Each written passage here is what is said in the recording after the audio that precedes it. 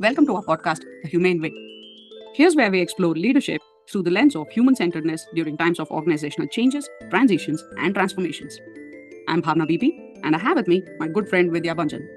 Together, we would love to take you on a journey. Join us as we delve into real stories, experiences, expert insights, and practical strategies to navigate transitions, inspire teams, and foster resilience in the face of change. Get ready to unlock the power of human centered leadership in every episode. Thank you. Good evening, everybody. Welcome to our brand new podcast, The Humane Way. Now, here's where I introduce my very good friend, Vidya Banjan. Hi, Vidya. Hi, Bhavna. Hi, all. Good evening to all of you. It's good to be back on a podcast with Bhavna again. All right. So, to begin with, why do changes occur in that case? So, organizational changes, as we know, basically occur either internally within the organization or externally due to several other factors that are affecting it, right? So, for organizations to implement the strategic changes to their businesses, right, to their business, while they achieve their goals and objectives, they also would want to have that competitive advantage, right, on their side in the market.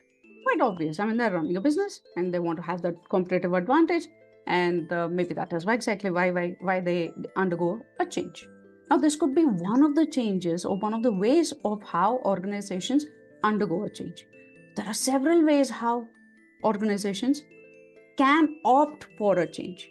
Now, this again would bring us to a very valid point. Are changes planned? Now, Not changes are always. not always correct. Exactly. Not always. Yeah.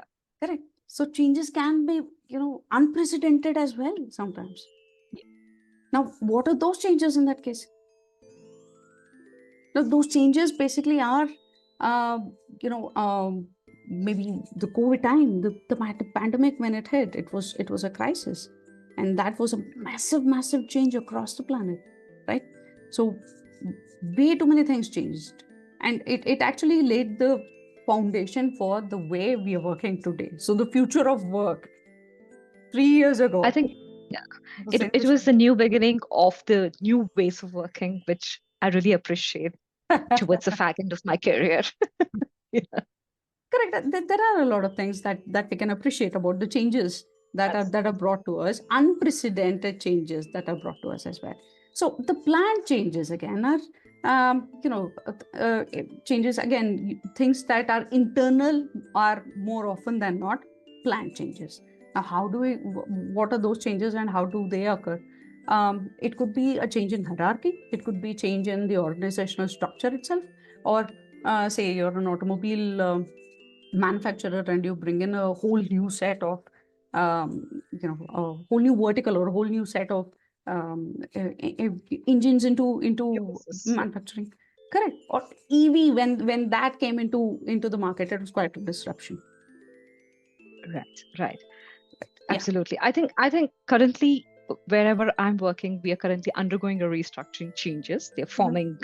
forming the functions under a mainstream. So they're like five verticals so that the aim is to have a competitive edge in the market. So I think that is a bit scary for us when we started, but slowly it is setting down. So I think, yeah, good pointed out, Bhavna. So currently I'm undergoing it. I know how it feels. Right.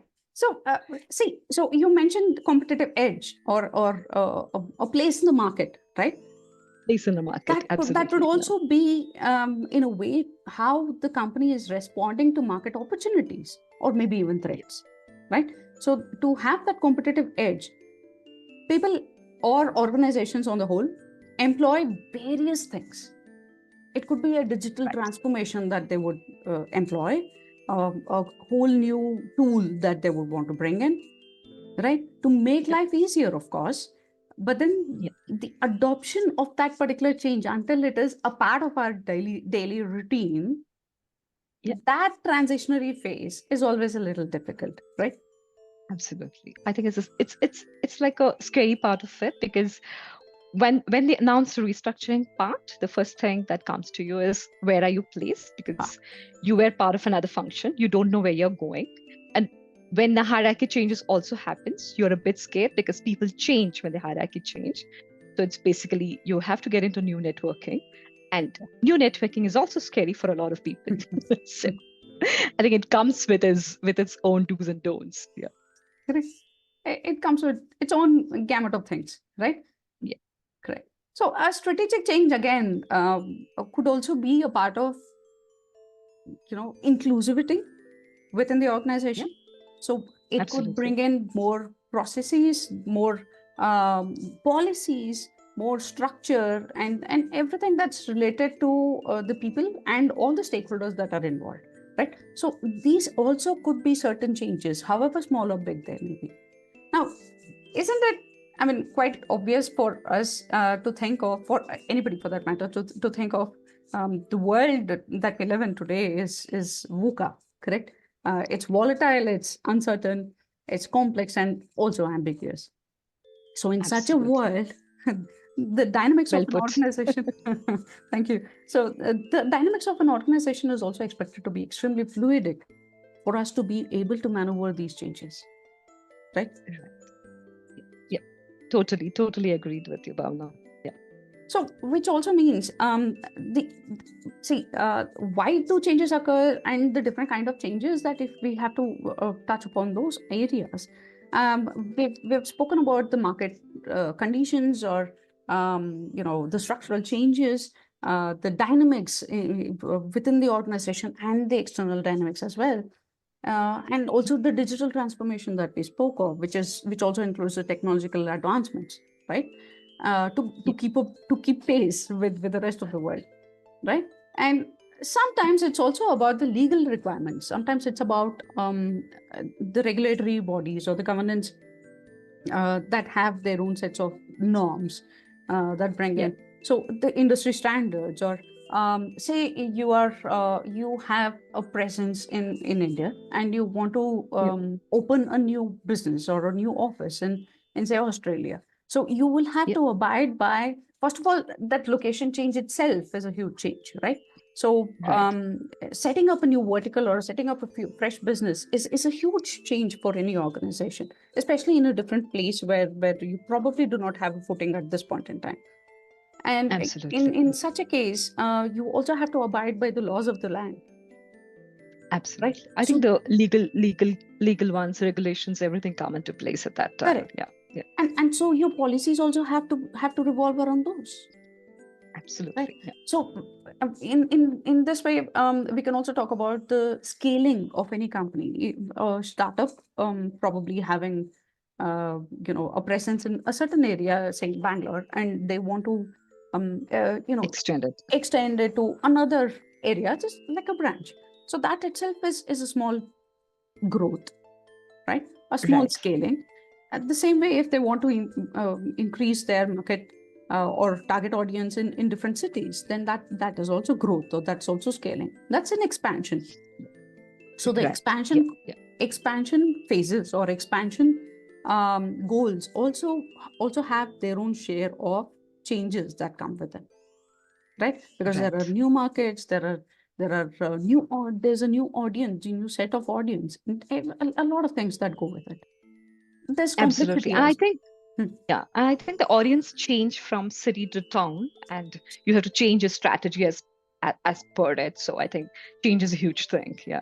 Yes, correct. So, and there are also certain times. I think we've also been parts of this where to improve the revenue or the financial performance of any organization, right? To improve that, Right. there are certain times where there's a cost reduction that they employ that the organizations employ. Now, these Right. cost reductions, however good, however bad, or whatever they may be, right? They also come with efficiency enhancement along with it, right? Along with a kind of a revenue Yep. saved, just like a penny saved is a penny earned. So on those lines, any cost reduction is also going to be beneficial for the organization in a way. True. Yeah. So for that as well, there could be certain changes that may be brought in. Now, Yeah. we also know that any kind of IP or any kind of new product that's getting developed. So a lot of organizations have their own R&D wing. Now, if Yeah. there's innovation that's happening there, then there's some new novel idea, a new idea that's coming up, Absolutely. which Yeah. was Yeah. earlier not present, which could also be a part of your IP. But then um, those changes that are brought along with that idea, right? For the employees to be able to innovate, to be able to design that, to be able to develop products and services that can also in turn lead to further more changes down the line. Absolutely. I think it's also about, those things gets you to upgrading your skill set, understanding and upgrading your core competency, and creating an environment where the employee is encouraged to be innovative, come up with right ideas. There's nothing like a right idea or a wrong idea, but ideas by itself. So I think that's absolutely fits into the topic. Yeah. Correct. So people are also expected to be their creative best, right? All of us have been Absolutely. through Yeah. that, Right. it's the right thing to do as well. Yeah. And to innovate, We or always have to grow. Yeah. yes, we all have to grow, and that itself is a change. Evolution itself is a change. Right. Yeah. So and the other kind of changes, or what we could probably think of, is also about, we spoke of this organizational structure, right? With that Yeah. structure, there could be a different vision. And that Yeah. vision, Your vision is or changing. Yeah. Yeah. yes, or the leadership vision, rather, right? So if there's a change in the leadership, then the ways of working, or the ways of how things were being strategized earlier, might also change, right? So those changes in leadership or shifts in the strategic vision of an organization can also have its own significant impact on the kind of goals and the priorities, or even the processes and practices as well within the organization. Yeah. I think whatever the vision is set up at the leadership level or organizational level, it percolates to an individual or a person or a team's or a program's objectives and goals. So True. how you want to see it, how you want to achieve it at a higher level itself is a bigger change, and a change in the mindset also. So I think people have to change their mindset. Yeah. Yeah, True. I think that's what it is. Yeah. Perfectly said. See, for any organization to be successful, it has to percolate down to the last rung. To the ground. And Yeah. yes, To the last level. in fact, it's sometimes even bottom approach, not just the Yeah. top down approach, where the aspirations and also the skill set and the growth Yeah. chart that each employee has should also be in alignment with the leadership vision and organizational vision and objectives. So it's Right. both ways, and of course, any organization which is successful at this point in time would have these two things in sync. And that's when you have Yeah. happy employees. That's when you have happy leadership as well. Right. Or else it would cause a lot of ambiguity among people. True, Totally. Yeah. true. And coming, we spoke about culture a bit, right? So when Yeah. you spoke of the structure, we also, I think, touched upon culture. Now, organizational culture is something that keeps on changing Yeah. along with the growth of the organization, right? We also spoke of organizations being present in multiple cities or multiple countries, right? Then the organization becomes a mixture. Yeah. No, Always. Yeah. Yeah. correct. Now, when you keep growing, or when there's scale and when there's growth, then it becomes a bigger mixture. Now, how do you accommodate this particular change? Now, there are social Right. factors there are cultural shifts, then acceptance, then there's more inclusivity. Of course, there's Yeah. diversity, but then there's a bigger Inclusive. emphasis on inclusion, right? Yeah. And True. with the demographies, and perhaps this is how the practices and the societal values also improve. Absolutely. And they come with a level of sensitivity attached because it is so attached with the culture and the ground, way each of the town comes with. So I think it has to be dealt very lovingly is what I would call it. However we could put that. With a lot of care, correct? With a lot of care, yeah. Right. Yeah. And another change that I can think of why changes occur and how, or different classification of changes, M&A, mergers and acquisitions. Mergers. Right. Yeah. So the first company that I worked for, we had a merger. So I think it was about 4 or 5 years. When I was 4 or 5 years into the company, we had the first merger. And in fact, it was an acquisition. So 49-51%. So there were quite a few changes. I can see. I can let you know about from the logo, from the branding colors to what we had within the organization, right? So the entire organization spoke to us, right? I mean, when you're staying in an organization, when you're working at a place, even the walls speak. Everything that you see in an organization, while you're working there, it's got to be vibrant, it's got to be dynamic, it's got to be as lively and living as possible for people also to feel belonged at a place. Absolutely. Now, this entire acquisition came with a gamut of changes, a lot of changes that we could see and feel.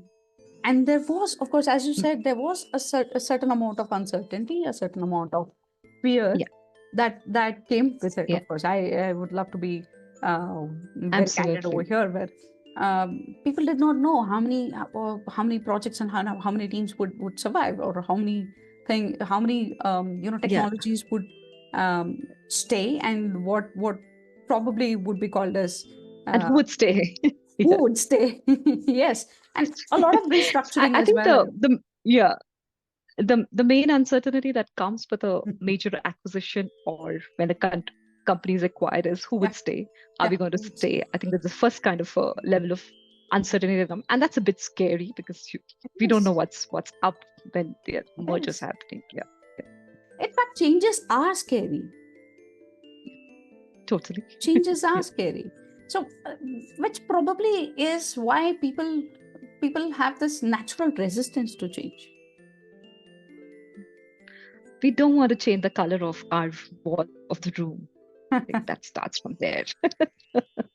we don't want to change our looks because we're scared of what comes with the comments. So I can totally resonate with the fear that an organizational change comes in. If the fear or the uncertainty, it definitely gets into all of us. Correct. Yeah, right. So another another reason why changes occur basically are also to fulfill your customer needs and your employee needs, as may be the case, right? Or both, in fact. And sometimes both are happening at the same time. Yeah. Right. So you always want to the retain... major thing. Yeah, the major thing we saw it during the pandemic by itself. Our needs changed. Everything got delivered at home. So I think that was like fantastic. It was scary, but fantastic. Yeah. True. And within the organizational context as well, right? All organizations would want to retain the talent that they have groomed over time. Right? Absolutely. And so attracting and retaining talent is one of the biggest challenges that most organizations face. Yep. Right? Retention? Correct. Definitely. Yes. And so they come up with different ideas of how they can actually enhance employee engagement. Yeah. Now, earlier we were talking about few years ago, we were only talking about customer needs being met. Yep. Right? Now we have employee needs that take a precedence. Now, when we're also talking about employee needs or customer needs, we have gone 2 steps ahead and we have termed that as employee satisfaction. And the next step that we have gone to is employee delight, just like customer delight. Right. I think both now coexistent. We need to create the right balance between both of them, the customer True. needs and the employee. Yeah. Very true. Totally. Very true. Like in the first episode, I was also talking about, what I believe in, that people matter and only people matter. Your organization is being run by people. So that's exactly why Right. we have to also place a lot of emphasis on human-centered leadership, people-centered leadership. Right. Totally. Agreed. Right. So in that case, should we also talk about, what leaders should not do during the phases of change? Yeah, I think the should not do once generally leads to should do once. Very well said. So what do you think I in think that that's a case? very very valid covered, Bhavna, about what are the kind of changes at the organization level we undergo, and what are the kind of ambiguity or the uncertainty of adjusting to such major changes that happens to each of us who are actually under the working umbrella. Change is a constant thing, but we always resist change, and we do not appreciate change until somebody actually holds the flag and tells us that change is happening. These are the good things that are coming with it. These are also the bad things that are coming with it, but we are well equipped to deal with the bad things, so don't worry. And that's the job of somebody called a leader. It could be one person who's leading the entire company at the high level, whose vision is percolated to his leadership team, and then to theirs, and then percolated to the ground level. So as we move on our conversation in this human-centered leadership, where we are emphasizing on the world called human, and like you emphasize that people matter and only people matter at the end of it, I'm just giving in the thoughts of what in the terms of changes a leader should not be doing is the most important thing he should not be doing is poor communication. He or she who is the leader or the leadership in its entity should avoid poor communication. It Absolutely. has to be communicated. Whatever is the thought leader that is running in your mind has to be communicated to the organization so that your employee or the people under you understand what is happening. Like when I was talking about my own restructuring, the one best part I really appreciated when a restructuring was happened, we not only got the communication mails, but we also had sessions that were conducted by leadership Good. taking us through the changes. So it was an example of a good communication. If they wouldn't have communicated to us what the restructuring are, I would have no clue, because I might read mails, I might read hundreds of PPTs about what this change is about, but if I'm not hearing it from my leader, it is not sinking on to me. I think the most important thing as a leadership team, as a leader, poor communication, it's like not to do thing. Right. Exactly. And then Very well said. yeah, not to do kind of fit things. And then moving on to just expect that I put in a change, and my expectation from my team is that I put in a change today. My expectation should not be that by weekend they should be accepting all the changes on Monday. They're like, oh, I'm going to work full-fledged working. It's not going to happen. I think the time limit, expansion of that is an incorrect incorrect expectation from the leader, that I put a change on a Monday. By the weekend, my employee is already on a Monday when they're going to come back to work. They're all full-fledged in the changes. It's not going to happen, because the understanding is the change will take time. There will be resistance. Employees or the members of the team will take time to understand what is this all about. They will ask questions of how this benefits us and what doesn't benefits us. Yeah. And the important thing will be what doesn't benefits it, how are we going to tackle the thing. I think the most important thing is not to do again, to think that over a weekend everything is going to be all right. On a Monday we're going to come, we're going to full-fledged deliver. No, change will take time, and the time needs to be given to it. And just moving on, when we get into a change, when we do a lot of things, the most important thing also will be to incorporate or ask people what is that they want and they don't want. So many of the times we have seen that, changes are thrown at us, no feedback's taken. We're only interested in taking customer feedbacks, giving them the product and asking them feedback, but we are not interested in not taking the employees' feedback, which is actually very important to any organizational changes or any strategic objectives you're going to achieve as part of your organization. I think that those are also some of the points that the leaders ignore and also falls into the not to do things. You want to Absolutely. add any point to that now, just as I'm like speaking on to it? No, you're bang on, actually. See, you spoke about feedback, right? What I would like to add here is that change takes a certain while, certain time, like you mentioned, right? Absolutely. That entire phase, a good leader would take constant feedback or regular feedback from their employees. What's working for you? What's not working for you? How can I help you with that? So something that a leader, a bad leader would probably do is not to take this feedback. Like I said, it's top-down approach. I want this done, and I'm expecting all of you to fall in line. That's something that's more like a dictating change rather than taking everybody along with you, right?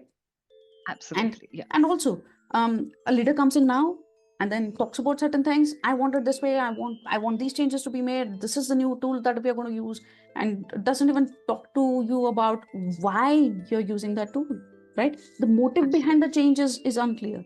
In such situations, either you have really fearful employees who do not want to incorporate the change, or you have disengaged employees because they're like, I don't care. I mean, some tool that's being implemented, whether it works or not, doesn't work, I'm least bothered by it, kind of an attitude. Absolutely. So you have disengaged employees at this point in time. So, and a leader who comes in once in a blue moon, talks about certain changes, and even if the leader is really motivating, it cannot happen just once. It has to be a consistent effort. So, and these are the things, and this also talks about where the leaders are probably absent almost entirely. Yeah. So where is the vision? I think the important thing for a leader is he or she must be regularly present. Not that you set in an organization strategic goals, the changes, structuring, restructuring, whatever. Then you give a speech on the first day, and then you're like disappeared for the next 6 months, and your employees, like what you told, either are scared, or they're disengaged, or they're blindly following you without knowing what is the end benefit of what they're trying to achieve. Because if they're blindly following it, they're just doing ABCD without even using their passion or the excitement for the change. Everything is missing. It's just like just to crossroad and achieve the thing. So, or even the skills, and for that matter, even the skills. Even the skills. I don't want to mug my skills. I want to improve my skills. And if I want to do, there's an objective why my skill is required an upgrade, because I'm going to achieve this and this objective. Because of this and this objective, my company is benefiting, and I'm also benefiting out of it. So it's both way benefits. I think. Continuing to my next point, when we spoke about the skill set, upgrading ourselves, the not to do list. I also feel the lack of resources and the support also falls in the not to do list. It becomes an important or a key thing for a leadership when they've envisaged a change, a restructuring, any kind of their objectives. It's important for them to place the right kind of support, the right kind of trainings, the right kind of resources that will enable the employee to understand and embrace the change and embed the change and adopt the change. I think that becomes very important. So I think lack of resources and tools or the support or whatever is required also falls in the not to do list. So the leadership should think about. It's also one of the parameters that falls under it. Absolutely. And you know what? We must never forget to celebrate our milestones. So if a leader neglects celebrating the smaller wins, they will never be able to celebrate the big wins. Absolutely. Celebration is one way of telling people that you're important, telling people we are there for each other. I think it's all about showing the care that we are a part of each other's journey. So totally agree with you, Bhavna. Absolutely. So I guess that brings us to the end of this episode 2. Looking forward for the next one together again. Thank you. And thank you all